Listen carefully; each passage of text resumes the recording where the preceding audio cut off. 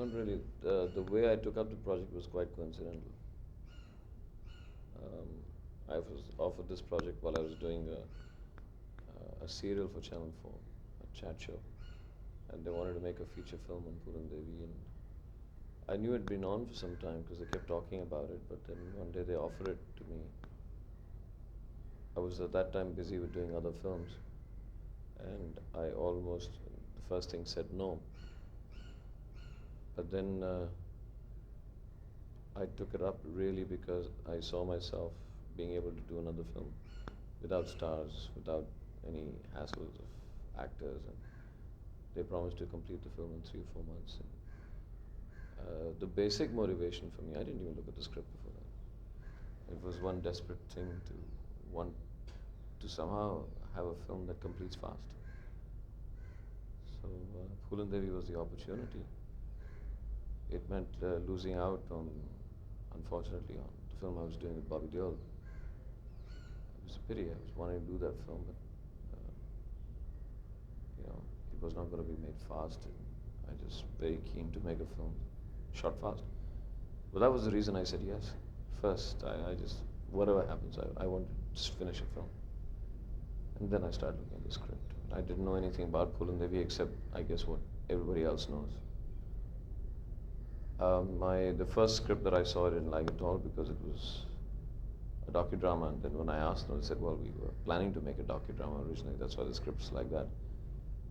And I said, I can't make a docudrama. I mean, I can't make a television film. I can only make features. So I made it quite clear at that time that I would make a film for theatrical release and not for television release, because framings are very different for theatre and for television.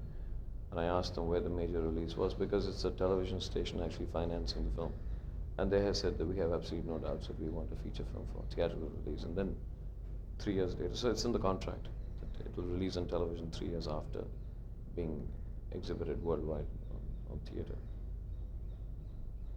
And it's at that time that I started looking at Phoolan's life, and I realized that nobody knew anything about it. The script is based on Mala Sen's book, which is based on narratives to Mala Sen by Phoolan Devi in jail over a year or so. But then when you read the book, and then you read other books, and you find so many contradictions that ultimately to make a 2-hour, 15-minute film with so many versions of her life, including her own, is not possible. So rather than tell the story of a life, I tried to tell the story of a person. I tried through the film to understand a person.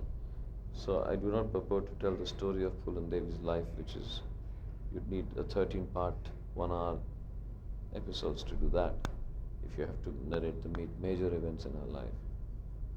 It's especially difficult because she's still living, so detail and small things become so much more important when a person is living. When a person is dead and gone for about 40 years or 50 years or more, it's easier then by that time, that person, nobody really knows anymore. Everything is historical, like Gandhi, it's mythical, it's historical, and you're narrating a myth. With Phoolan Devi, you're not narrating a myth yet. Maybe 50 years down the line, if she still stays famous, you're actually trying to narrate a story of a person who's still living, who's in jail, who could be executed. So you're treading on much more dangerous, much more sensitive ground. So I am not telling you Phoolan Devi's story, life story in this.